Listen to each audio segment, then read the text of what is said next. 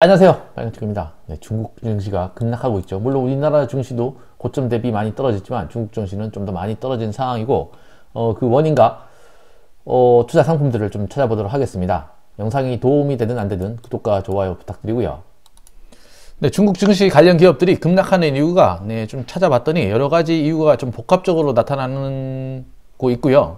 일단은 미국 해외 감사 거부 문제가 있죠. 이슈가 미국 증시에 상장된 기업들은 관련 회계 자료를 미국 관련 기관에 제출을 해야 되는데 중국 당국이 보안 이슈로 제출을 하지 않고 있는데 5개 기업을 예비 상장 폐지 명단에 올렸다는 기사가 관련 기사가 나왔고, 이로 인해 가지고 미국 증시 및 홍콩 관련 테크 기업들이 증시가 급락을 했죠. 텐센트 결제 서비스에서 도박 등 불법 자금 송금으로 인해 가지고 인민은행에서 제재를 한다는 그런 문제도 있고, 우크라이나 침공으로 인해 러시아가 침공한 이유로 인해서 중국의 경제적, 물질적 원조 우려, 이 문제로 인해 가지고 미국에서 관련 중국을 제재를 하겠다, 관련 기업도 제재를 하겠다, 그렇게 계속 벼르고 있고요. 거기다가 또 중국 같은 경우에는 제로 코로나 정책으로 인해 가지고 며칠 전에 기사를 봤더니 5만 명이 모여있는, 거기를 완전히 못 나가게 막은 다음에 5만 명을 PCR 검사를 다 한 다음에 내보냈다 그러죠. 최근에 알려진 바로는 중국에서도 코로나 환자가 일부씩 계속 나오고 있고요. 하여튼 이런 여러 가지 복합적인 이슈로 중국 증시를 강하게 누르고 있고, 중국발 악재가 끝나기 위해서는 전쟁, 코로나, 해계 이슈가 해결이 돼야 되죠. 해계 이슈야 어차피 미국에 상장된 중국계 기업들이 상장 폐지가 된다 그러면은 미국 투자자 및 글로벌 투자자들도 다 손해가 발생하기 때문에 쉽게 결정할 수 있는 부분은 아닌 것 같고요. 전쟁은 지금 러시아 쪽에 전쟁 물자가 길어야 2주 정도라고 하는데, 중국 쪽에서 지원한다 그러면은 미국발 추가 제재 이슈가 발생할 수 있기 때문에 쉽게 중국이 선뜻 손을 내밀기는 힘든 상황이고, 푸틴도 전쟁을 시작했기 때문에 자존심이 굉장히 센 사람으로 알려져 있기 때문에 쉽게 포기하고 나올 것 같지는 않아 보이죠. 어차피 적당히 얻을 만큼 얻고, 기사를 통해서 보면 한 5월 초, 빠른 5월 초 얘기 나오는 거 보면은 어느 정도 물밑에서 지금 얘기가 진행 중인 것 같고요.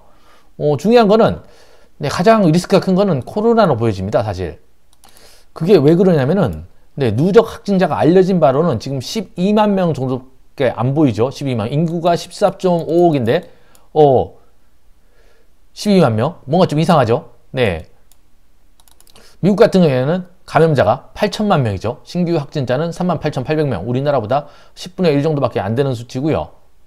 인구가 3.3억이죠. 3.3억에 8천만 명이면 한 20% 정도 감염이 됐다는 거고, 브라질 같은 경우에 인구가 2.1억이죠. 3천만 명 감염, 한 15% 정도 감염이 된 거고, 프랑스와 영국은 인구가 한 7천만 명 조금 안 되는 수준입니다. 7천만 명 조금 안 되는데 30%, 20% 이상 감염이 누적 확진자가 발생한 거고, 현재 누적 신규 확진자는 14만 명, 17만 명대고, 프랑스, 영국은 알다시피 프리미어 리그 축구를 보다 보면 마스크를 벗고 다 응원을 하죠. 독일 같은 경우에 인구가 8,400만 명이고요. 감염자가 20% 정도 가까이 되죠. 거기에 비춰봤을 때 한국은 지금 감염자가 760만 명, 인구가 5천만 야치면 20% 감염이 되고 좀 수그러진다 그러면은 앞으로 하루에 40만 명씩 감염된다 그러면은 한 일주일 7일 내외 정도면은 고점을 찍고 떨어진다는 계산이죠. 다 비슷한 것 같아요. 이게 코로나 백신이라는 게 사실 이게 백신이 상식적으로 생각했을 때 뭘 맞았을 때 막는 기능인 것 같은데, 그래서 거리두기를 계속 했던 거고, 근데 거리두기를 하다 안 되고 돌파 감염이 계속 생기다 보니까는 나중에는 증세를 좀 낮춰주는 거다, 이렇게 얘기가 돼가지고 방역 백스도 없어진 거고, 하여튼 고점을 찍고 20% 정도 된다 그러면 고점을 찍고 내려올 것 같고요. 문제는 중국이죠. 그 계산대로 한다 그러면은 14.5억 인구에 20%가 감염된다 그러면은 3억 명이 감염이 돼야 됩니다. 근데 지금까지 발표된 수치로는 12만 명밖에 감염이 안 된 거죠. 그렇다 그러면은 지금 우리나라 같은 경우에는 40만 명, 50만 명도 감염될 수 있겠죠. 최대. 인구의 하루에 1%까지 감염이 되는 그런 수치가 데이터가 나오는데 만약에 중국이 제로 코로나 정책을 벗어 던지고 만약에 미국이나 서유럽 그리고 한국에서 지금 실시하는 비슷한 정책을 시행한다 그러면은 하루에 1%면은 1450만 명 감염자가 발생하는 거죠. 네, 이 정도 만약에 감염자가 발생한다 그러면은 네, 중국의 의료 체계가 한국보다는 좋을 거라고 보여지지는 절대 않고요. 굉장히 큰 셧다운 문제가 생기겠죠.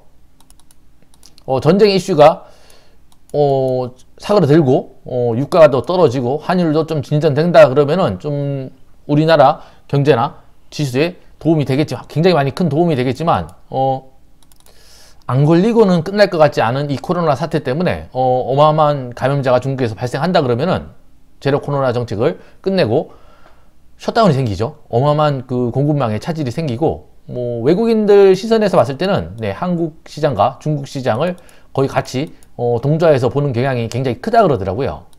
하루에 전체 인구의 1%씩 감염된다 그러면 이 1%까지 도달하는 기간이 우리나라 같은 경우에는 한 2달 정도 걸린 것 같죠. 2달 정도 걸리고 다시 원래대로 돌아가는데 또 2달 정도 걸리겠죠. 그렇다면 중국이 네, 코로나가 인구의 20%가 감염이 되고 그 시간까지 한 반년 정도의 기간이 걸릴 수 있다는 거죠. 물론 제가 이렇게 얘기하는 거는 뭐 틀릴 가능성도 굉장히 높고요. 아닐 가능성이 더 크겠죠, 사실은. 그러나 어딜 찾아봐도 이런 얘기는 하는 네, 뭐 기사나 그런 얘기에 대해서 코로나 이슈에 대해서 중국 코로나 이슈에 대해서 얘기하는 부분이 잘 찾아보기가 어렵더라고요. 네.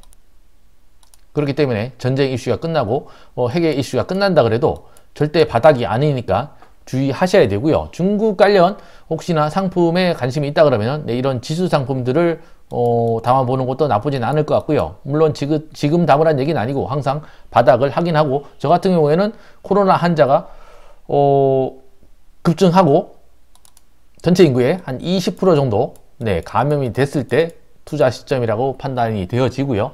중국 대표 지수를 추정하는 코덱스 차이나 CSI 300 네, 300개 기업을 추정하는 거죠. 뭐 S&P 500이랑 비슷한 거고요. 300개 기업이 많다면 CSI 100, 200 이런 종목도 있고 나스닥처럼 성장주 중심 ETF는 홍콩의 항생지수를 따라가면 되고요. 코덱스, KB스타, 타이거, 킨덱스 뭐 이런 것들 항생 테크라 되어 있는 거는 다 동일한 지수를 따라가기 때문에 수익률은 비슷하게 갈 거고요. 모건 스탠리 지수를 추정하는 상품도 있고 3월 달에 많이 떨어졌죠. 장기로 가야 될 수도 있으니까 혹시나 담게 된다 그러면 레버리지를 절대 담으면 안 되겠죠. 레버리지는 담게 되면은 네, 하락을 했을 때 10% 하락했다가 10% 올라가는 경우에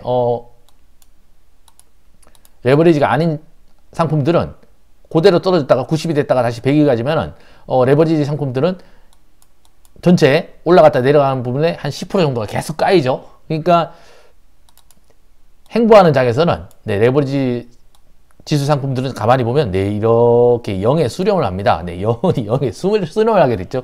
그거는 네, 레버리지를 장기로 봐왔던 분들은 네, 누구나 다 알 수 있는 내용이고요. 그렇기 때문에 장기로 담아야 되는 경우 뭐 6개월에서 1년 이상 가겠다고 생각하는 경우에는 절대 레버리지를 투자하면 안 되고요. 선물이나 네, 관련 지수를 추정하는 네, ETF도 네, 장기로 가는 경우에는 네, 지양을 해야 되고요. 네, 하여간 뭐 중국 시장에 관심 있는 분들은 네, 투자에 주의하시고요. 네, 전쟁이 끝났다고 해서 바닥이 아니라는 거, 코로나 큰 이슈가 기다리고 있다는 거, 네, 그런 부분 항상 체크하고 네, 투자에 주의하시면 될 것 같습니다. 네. 뭐 개별 주식을 매수를 해도 되는데 개별 주식을 매수를 하게 되면은 해외 주식 또 뭐 신청도 해야 되고 개별 주식 어떤 게 잘 갈지 알 수도 없는 상황이고 네. 공모전 투자하시는 분들이 제일 유리한 부분이 네, 현금 비중이 크다는 거죠. 그렇기 때문에 이런 기회가 왔을 때 한 번씩 크게 먹을 수 있다는 그런 장점이 있으니까 네, 들어가는 시점이 중요하니까 항상 한 번에 매수하지 말고 네, 분할 매수, 분할 매도 항상 다 사지 말고 전체 금액의 최소한 3분의 1은 현금을 들고 있어야겠죠. 네, 영상이 도움이 되든 안 되든 네, 구독과 좋아요 부탁드리고요. 네, 오늘도 건강한 하루 되십시오. 네, 고맙습니다.